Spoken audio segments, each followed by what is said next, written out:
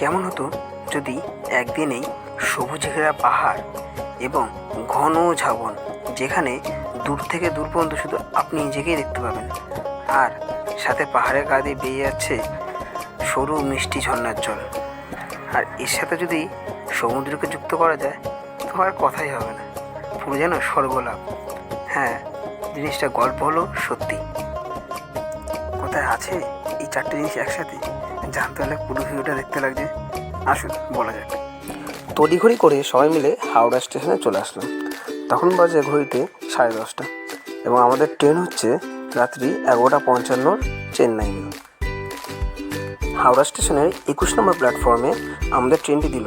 প্রায় 40 মিনিট লেটে ট্রেনটি আমাদের প্ল্যাটফর্মে দিল।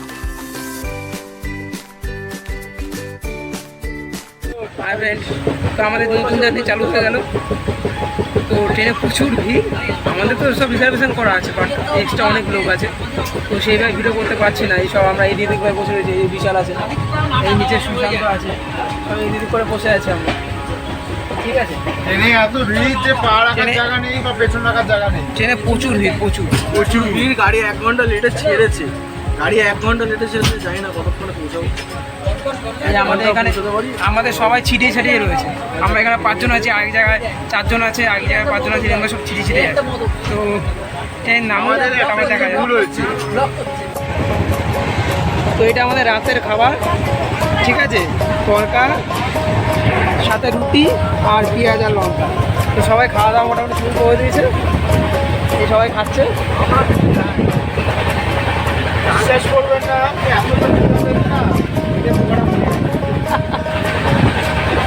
এখানে মালাকার দাদা আছে, মাল পড়ছে। So we are in Balasore, পৌঁছে গেলাম বালাসোরে। সবাই আছে আমরা। Good morning guys. কটা বাজে? এখন 4টে বাজে। তো এই যে আমাদের সব রয়েছে, সব ভাইরা। আপনি কিছু বলুন স্যার। এই যে দেখি, এই যে সব ফটো দেখছে, একটা ফটো তুলে সব দেখা শুরু করে দিয়েছে এখন সবাই। কালো আমাদের এখানে আসবি, এখানে আসবি দাদা। তো ওদিকে দেখা এই যে দেখুন সব ফটো নিয়ে সব মহিলা সমিতি এদিকে একবার দাঁড়াও।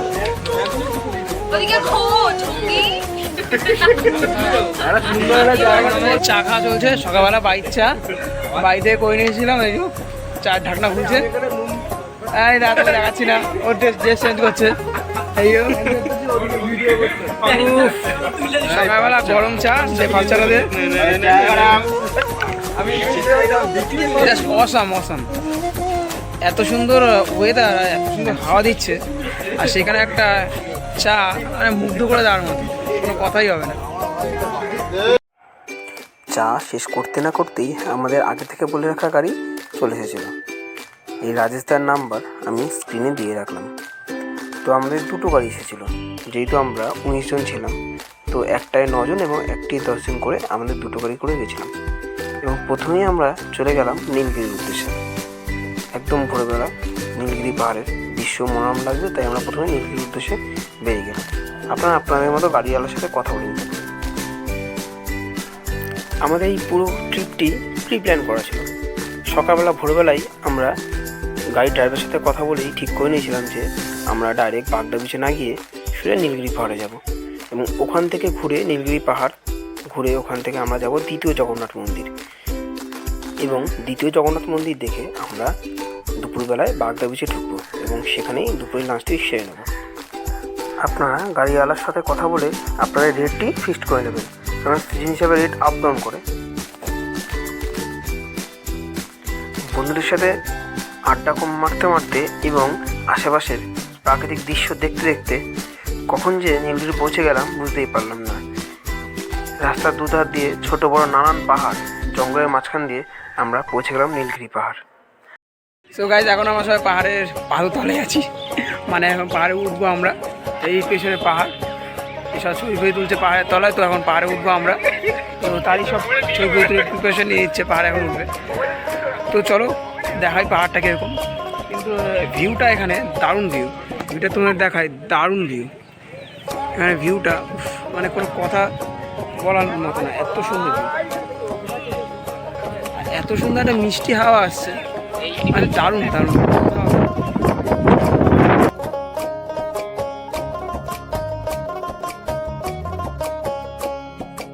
Just feel the sound.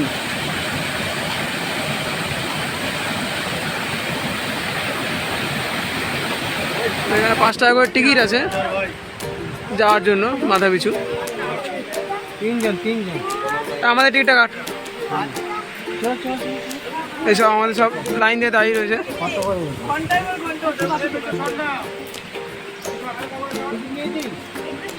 তো আমরা পাহাড়ে ওটা চালু করে দিয়েছি নীলগিরির উদ্দেশ্যে, ওপরে মন্দির। এই সব হেঁটে যাচ্ছি, এই যে সব যাচ্ছে, এই পাহাড়ের রাস্তা উঠে যাচ্ছি আমরা। এই যে আমাদের অরূপটা দেখা যাচ্ছে না, দূরে আছে একটু, ব্রাইটনেস ঠিকই আছে। লো ভাই যাচ্ছি এবার, যাচ্ছি এখন পাহাড়ে বাবার কাছে। ডেস্টিনেশন বাবার বাড়ি। চলো ডেস্টিনেশন বাবার বাড়ি। বাবার বাড়ি চলো। তো সিঁড়ি আস্তে আস্তে খাড়া হচ্ছে, প্রচুর খাড়া হচ্ছে সিঁড়ি। পা ব্যথা হয়ে গেছে মোটামুটি আধা ঘন্টার উপর হাঁটা হয়ে গেছে। ধীরে আস্তে আস্তে অনেকটা হাঁটলাম। তো সিঁড়ি দেখতে পাই প্রচুর খাড়া সিঁড়ি। তো চলো যাই, গিয়ে তবে দেখাচ্ছি। পাশে ঝর্ণা, এখানে সিঁড়ি হেঁটে হেঁটে যাচ্ছি আমরা। তো আলাদাই ফিলিং হচ্ছে। আর সকালের রোদ খুব সুন্দর লাগছে, দারুণ দারুণ একটা মিষ্টি হাওয়া আসছে। চলো দেখা যাক। ওই যে রেলিংয়ের মাঝখান থেকে যে ঝর্ণা বেয়ে যাচ্ছে, ওখানেই আছে পঞ্চলিঙ্গেশ্বরের 5টি মন্দির। আলাদাই একটা লিঙ্গ। তো আমাদের লিঙ্গ পঞ্চলিঙ্গেশ্বর দেখা হয়ে গেল। তো এখানে বেশি জলের জন্য দেখতে ইচ্ছে না, আর জলের স্রোতটা খুবই বেশি ওদিকে দেখা যাচ্ছে। তো তো এখানে জলের স্রোতে কেউ নামতে ইচ্ছে না। তো ওখানে ক্যামেরাটা পারো দেখাতে পারছি না, এমনি আমি বুঝতেই দেখে ইচ্ছে সেটা। জলের স্রোত প্রচুর, ওই জন্য লিঙ্গটা ধরতে ইচ্ছে না। খুব কম থাকলে যাই হোক, দেখে দিচ্ছি কিরকম কি স্রোতটা আছে। এই যে পঞ্চলিঙ্গেশ্বর মন্দির, আর এই যে জলের স্রোত, দেখতেই পাচ্ছ জলের স্রোতটা কতটা, যে নামতে ইচ্ছে না। পঞ্চলিঙ্গেশ্বরের লিঙ্গ জলের তলা, তাই এটিকে অদৃশ্য লিঙ্গও বলা হয়।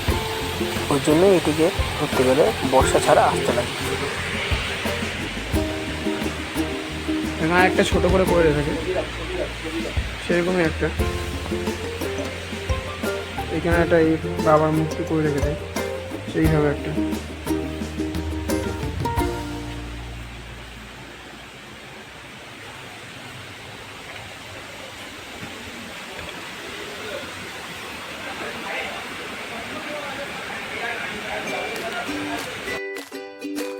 এবার আমরা দ্বিতীয় গন্তব্যস্থলের জন্য আবার বেরিয়ে পড়লাম। এবার আমাদের গন্তব্যস্থল হলো উড়িষ্যার দ্বিতীয় জগন্নাথ মন্দির। খুবই সুন্দর এবং পয় পরিষ্কার এই মন্দিরটি, পুরোই জগন্নাথ মন্দিরের আদলে তৈরি। এখানে একটা কথা বলে রাখি, এখানে খাবার দোকান খুবই কম। তো যদি সকালের টিফিনটি ক্যারি করা যেত তো খুবই ভালো হতো। আমাদের এই জন্য একটু প্রবলেম হয়েছিল যে আমরা সকালের টিফিন ক্যারি করিনি। তো যারা আমাদের ভিডিও দেখে আসবে তারা অবশ্যই সকালের টিফিনটি ক্যারি করে নেবে, কোনো একটু ড্রাই ফ্রুট টাইপের কিছু ক্যারি করে নেবে, মানে একটু খুবই প্রবলেম হবে।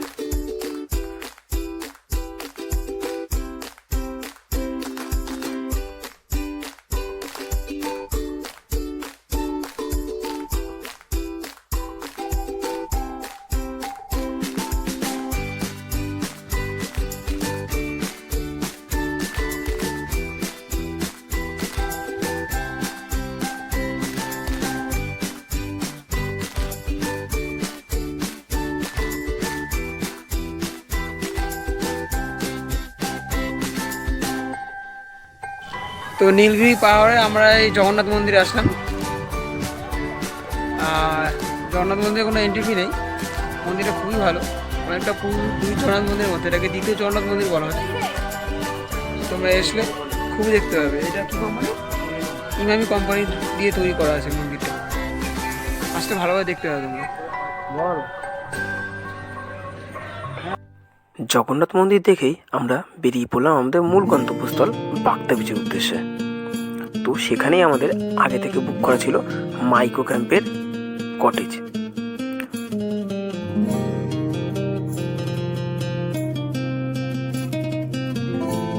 খুবই সুন্দর এবং পরিষ্কার এই কটেজটি, এবং খুব সুন্দরভাবে সাজানো, এবং এখানকার স্টাফদের ব্যবহার খুবই ভালো। আর খাওয়া দাওয়ার তো কোনো তুলনাই হবে না।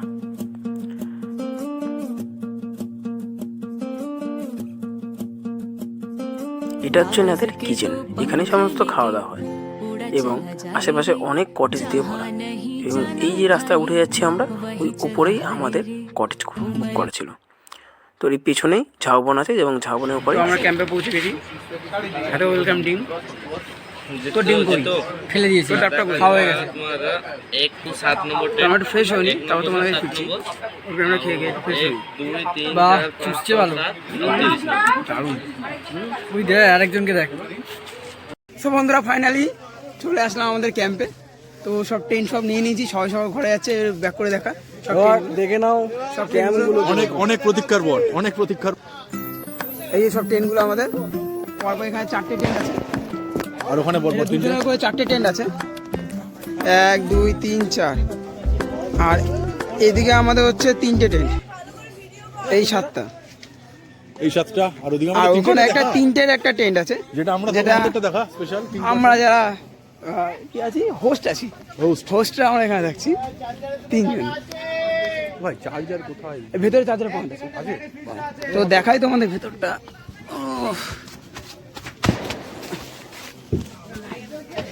এই যে ভেতরটা পুরো, এখানে লাইট আছে, ফ্যান আছে, এখানে চার্জের পয়েন্ট আছে। একটাই চার্জের না, 2টো চার্জের পয়েন্ট, একটা ফ্যানের লাইন। এই যে টেন্টটা, এটা 3 জনের টেন্ট। যার টেন্টে মাপ আছে 3 জন আরামসে 4 জনও থাকতে পারা যাবে। তো ফ্রেশ হয়ে আমরা একটু বিচ দেয়ারে যাই, তাও তোমাদের দেখাচ্ছি কি আছে না আছে। তো চলো, গুড বাই। একটু ফ্রেশ হয়ে আমরা বেরিয়ে পড়লাম ঝাউবনের উদ্দেশ্যে। চারিদিকে পুরো ঘন ঝাউবন, যেদিকেই তাকাই শুধু ঝাউ গাছ আর ঝাউ গাছ। দুপুরে খাবার ভাত, পমফ্রেট মাছ, ডাল, আলু পটের তরকারি, আর এখানে আছে চাটনি, একটা আলু ভাজা টাইপের কিছু একটা আছে।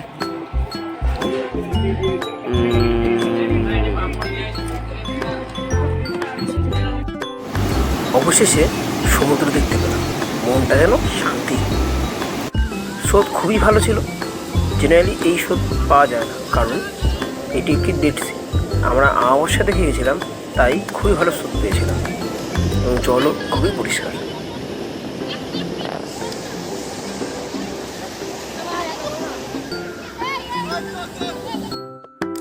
রাতের মাইক্রো ক্যাম্প আরোই সুসুন্দরভাবে সেজে উঠেছে। খুবই সুন্দর এবং মনোরম দৃশ্য। চারিদিকে শুধু আলো আর আলো, আর ওইদিকেই হচ্ছে দূরে বারবিকিউ। এই হচ্ছে আমাদের ক্যাম্পগুলি। আমাদের সব টেন্ট এরমভাবেই করা ছিল। খুবই সুন্দর লাগছে এই ইকো ক্যাম্পটিকে। ওপর থেকে এর দৃশ্য আরোই ভালো লাগছে। নিচে রিসেপশন এবং পাশেগুলো সব একটা টেন্ট আছে। খুবই সুন্দরভাবে সেজে উঠেছে মাইক্রো ক্যাম্পটি। স্ক্রিনে এই মাইক্রো ক্যাম্পের নাম্বারটি দেওয়া থাকলো, যেখান থেকে আপনারা এই ইকো ক্যাম্পের সাথে যোগাযোগ করতে পারবেন এবং সরাসরি বুকিং করে দিতে পারবেন। বলতে বলতেই আমাদের সন্ধ্যাবেলা চা চলে আসলো। একদম গরম গরম চা এরকমভাবে কাপে সার্ভ করা হচ্ছে, এবং তার সাথে দেওয়া হলো স্ন্যাক্স, যেখানে থাকছে সিঙ্গারা এবং মিষ্টি ঝুড়ি ভাজা। খুবই সুন্দর ছিল খেতে এই মিষ্টি ঝুড়ি ভাজাটি। আর এর পাশেই আমাদের বারবিকিউ রেডি হচ্ছে, 5 কেজি বারবিকিউ, যেটা পুরোটাই আমাদের জন্য। বারবিকিউ খেয়ে রাত্রেবেলা খাওয়া দাওয়া করে আমরা সবাই ঘুমিয়ে পড়লাম। রাত্রেবেলা আমরা মাংস এবং রুটি নিয়েছিলাম, যেটা আপনার রুটির সাথে ভাতে অর থাকে। আমরা সবাই রুটি নিয়েছিলাম।